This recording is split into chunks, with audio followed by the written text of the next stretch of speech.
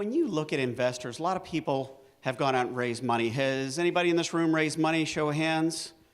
One person. No, it looks like about a third of the group has raised money. Have you raised debt or equity? Debt? Anybody raised debt? Anybody raised equity? Okay. Have you ever raised money from a municipality or a state? Not so many. So there are all types of dollars out there, and a lot of times we don't realize as an entrepreneur that there are available dollars to us, dollars that we should be taking advantage of. Here in the US, for example, of course, you're quite familiar with the equity players, you're familiar with the debt models, but there are layers of each of those. And then when you get into the municipalities, you'd be surprised as to what types of money is available. Sometimes a state like Arizona wants you to move an office to Arizona. Well, you don't have to move an office, you can set up a little office. And they will give you incentives that are financial incentives, not tax incentives. Those are really basic. But Arizona's trying to pull people. So we don't really know what types of programs are available, and we also don't know what the investor wants. So what we're going to pick on today is kind of the general investor, the equity investor. Alrighty. So first things first, you have to train yourself to think like an investor. Now, I believe that everybody in this room actually does some form of investing. So you have a 401k, you've looked at your parents' paperwork on some of their investments, things like this. We all have the basic premise. So to think like an investor, there are two key elements. Element number one, they think in percentages. Element number two, they think in dollars. So when you look at an investment, let's say you're a company, and you look at it and you say, gosh, in my deck, I'm not talking about dollars, and I'm not talking about percentages. Maybe I need to do that because they're comfortable with that model. They're comfortable understanding, hey, I see that if I put $1 million in here, they're going to be able to jump up to a $30 million company. I make money. So that's one thing. Second thing about thinking like an investor, what do they want? Investors want to make money. Sounds pretty easy, right? What's the other thing that keeps them from investing? And it's big, and it's primal. They don't want to lose the money that they've worked 30, 40, 50 years to get, or that their family passed down to them. So if you think about these things, every time you put a pitch together, you're going to be mitigating risk. That's what the investor wants. Did you mitigate enough risk for me? I'm comfortable with you. I'll write you a check. So here's a kind of a funny analogy. Think about this. You go into a meeting with an investor. He invites you into his office. You guys get along great. Everything's really wonderful. 2 hours go by. You think you got it. At the end of the meeting, he goes, I really don't understand your space. After 2 hours, what went wrong? You didn't mitigate risk, and you didn't give him confidence. You have to deliver on both of those. Okay. So next, talk like an investor.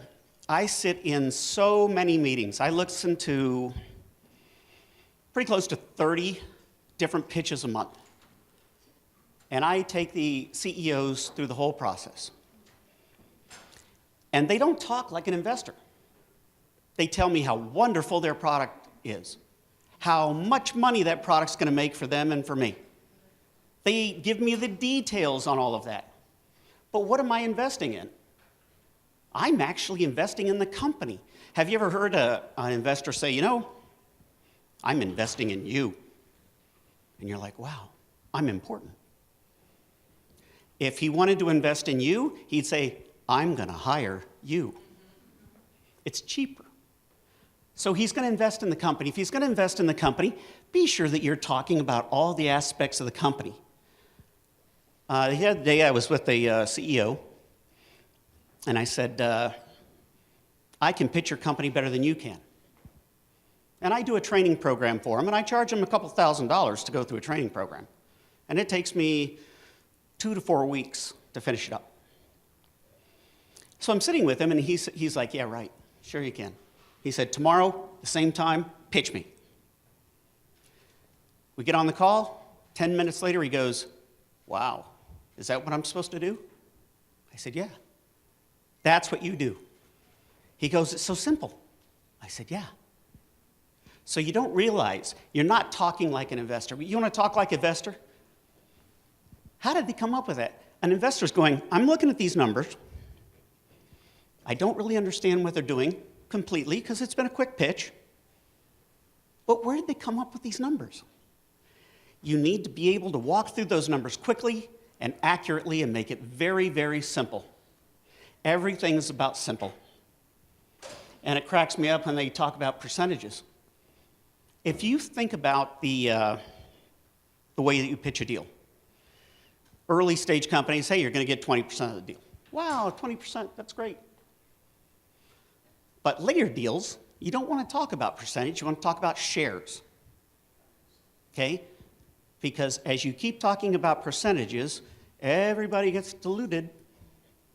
Nobody's happy anymore. Turn it into share talk. Get rid of that percentage talk. All right. This is a biggie, the messaging. Probably the hardest thing in the world to do is to get a message right. Excuse me. So messaging is so important that I needed water to tell you about it. So what it's all about is putting together a story an investor can grasp quickly. Has anybody ever heard a movie pitched? You know, they say, well, you know, it's like Die Hard, but it's with the fuzzy animals. And I'm like, okay, they get a picture real quick. You need to be that good. You need to, it doesn't matter really if you're raising money or doing anything else. If your messaging's bad, you disconnect. So remember that investor that said after 2 hours, yeah, I don't really invest in your space? It's because the messaging wasn't something he could grasp. So for example, when you do the solution slide and you connect it to the problem slide, they should have similar words. So the investor doesn't have to go, well, let's see, bullet 1 on the problem slide said that there are lots of tires in the world. And bullet 1 on the solution slide said they don't fill up landfills as much. What's the correlation? Try to use similar words, similar thought. Make your messaging so simple. If you don't do that, you're going to find that a lot of investors just disconnect. Know your deck. I was recently talking to a CEO about this whole process, about how when you know your deck, you can deliver at a cocktail party in 5 minutes the entire story that the investor needs to hear so he can start into the due diligence or the deeper discussions. 5 minutes. It seems crazy, but you actually can do that. And I don't care how complicated your company is. It has a lot to do with your deck. If you understand what your deck looks like, it's actually a conversation. A good deck is a storyline. Well, that's what we're telling anyway. So make it so simple that you can just go right through it. Same with a coffee shop. I kind of chuckle. I probably, if I had to drink coffee every time I went to a coffee shop, I'd be a nervous wreck right now. But the coffee shop pitch is not what you think. A lot of times people try to pitch a coffee shop deal, and they go into all these details, and the investor so politely is sitting there, and he's going, yeah, oh, great, great. So you think, maybe I should talk more. And so then you go ahead and you try to sell that investor on the spot. Bad idea. The investor doesn't know you. But if you know your deck really well, you can just pop right through that deck, get all the salient points out, look him in the eye. How do you like this? Great. Would you like to sit down and talk a little further at a later date, or is now good? Once you get their permission, brain dump if you want to, but personally, I think you have to get to know people before you put too much in their head. Group pitches, 10 minutes, tops. If you can get your pitch out in 10 minutes, even if they tell you it's 15, you got 5 minutes for Q&A. Q&A is a place where investors do play hard. How many times have you heard a question in Q&A and you go, oh, that's an easy answer? And you go to answer that question, and what happens? They were thinking of something else. And then they bring that up, and now you're in a ping pong match with them. And you can't win. So I tell everyone, look, keep it short, keep it simple, and if it's not the right answer, sit down with them after. This one is one that I would say probably 90% of CEOs completely flub. What I mean by that is, when you have a company, especially in medical device, money doesn't just kind of come along. You guys have to kind of create out of the air this concept of making money. So if it's a heart company, a Freedom Heart, they may not get to $1 till year 3, maybe 4, 5, or 6.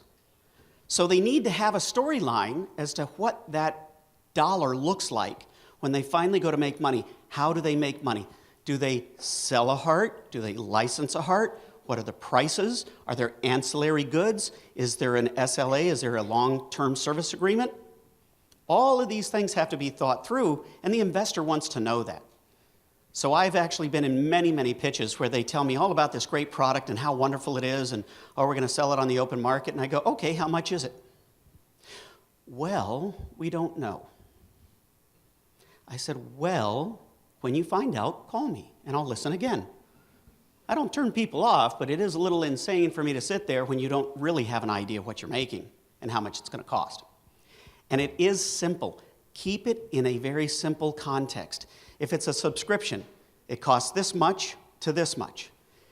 How much profit you make on it, what's left over, the investor goes, hey, this thing can make money. Very, very simple. Deal details. I have been in more meetings than I care to mention where a CEO or a CFO goes, well, we're flexible on how we take money in. Okay, $1 a day? Can I just give you $1 every day? How do you take money in? What's the vehicle? Okay, well, we're thinking between $2 million and $5 million. Okay, well, how much do you really need to get your product off the ground? And by the way, if you think it's silly that I'm saying these things, you ought to be me hearing it as if it's new to these people every time they tell me. Oh, we can do it with $5 million, but you know what? We were offered $25 million the other day by an investor. I said, go see him again. Get the money.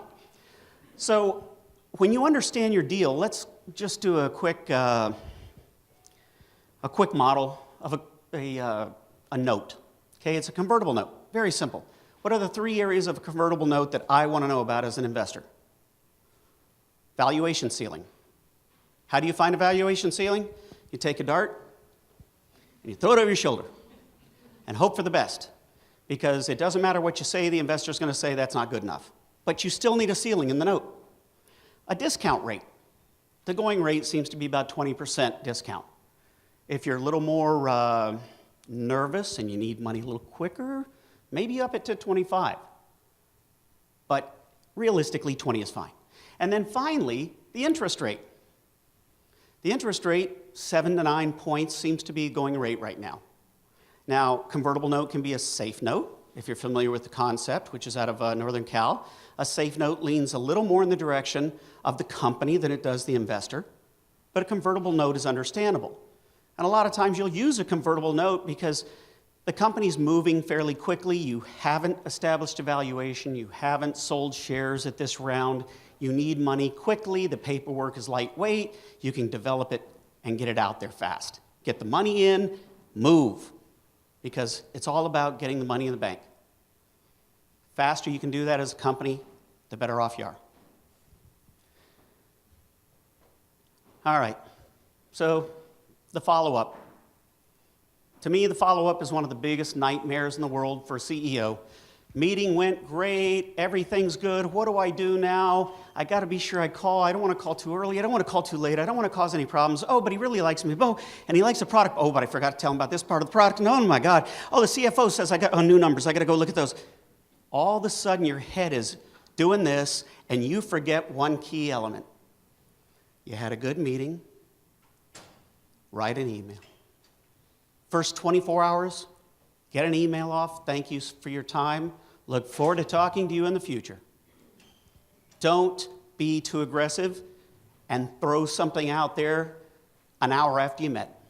Take your time, let your head settle, get the ideas as to what you want to say, what did you talk about, make it very simple, don't send long notes. Then answer the questions. If there were any questions, answer them. If there was a potential of another meeting, talk to it. Show him that you are communicating. and that you heard what he said. Okay, very key element. Due diligence comes out of these meetings. So if your deck and your executive summary matches the due diligence documents, happy days. By the way, I'd say 99% of the companies, they do not match. So what I recommend to everybody is every time you do an executive summary or a deck or anything like that, and they are dynamic, do not think they ever stop. Be sure and go through your vault if you have a data vault, your executive summary and your deck, one time a week if you're moving fast, one time a month if you're not, and just be sure all those things line up. Because the last thing you want to say to an investor is, hey, we've got a contract coming for $1 million, and we're asking you basically for $250,000. This is a great thing, isn't it? If I'm an investor, you know what I do? I go, great. I'm going to drag my feet until that contract comes in to see if this guy's telling the truth. And in the data vault, if it's not there, or if it's no longer listed in the deck, guess what I get to do? I get to ask questions. My most favorite thing to do. So these are very important factors. The other piece to watch out in your follow-up is when somebody says, well, I have a friend in that business. Okay, so has anybody ever heard of the silly game telephone? Little kid, you know, I tell you, you tell. By the time it gets back to him, I guarantee you, your company looking for $500,000 is now in revenue for $400 million and it's about to sell. So all I can tell you is be careful. If they have a friend, ask if it's okay for you to pitch the friend or get together with them and lay out the information. Because the average person has nothing to do with investors. They can barely remember 5 minutes of what you said out of a 35-minute pitch. It'd be lucky if they could remember 5% of what you said. So you want to be sure that you get in front of the friend, you get a chance to talk to the friend. And finally, there are a lot of little tiny details we make mistakes with. In the MedTech device, a very serious one is when you say, I have 10 main advisors. And these main advisors are all these guys with great credentials. And they, apparently, with great credentials, have a lot of money. Well, one little minor mistake is if you're bringing them on as advisors, whether you give them stock or not, me as an investor, I go, well, wait a minute here. You've got these 5 great guys. They are seriously rich. They've known you for a while. Why didn't they put any money in your pocket? What am I missing? So you don't want to go through things like that. So when you're doing a deck, there's lots of moving parts, a lot of things you can learn about how you structure pages. Some of this was basically taking that deck and turning it around for you so you could see what the investors are looking for. If you need any more information about Capstack West, you're welcome to go on to it. It is a very unique community platform. We built it to move money faster to companies. Debt, equity, doesn't matter. The whole idea was that it was inexpensive for the companies, between $50 and $100 a month, no back-end fees, and it's a community. It auto-matches you to investors who are looking for that type of investment. So an investor may have a portfolio in there of 3 or 4 different types of companies, and you pop in, and it's a home run for you. So thank you all very much. Really appreciate everything.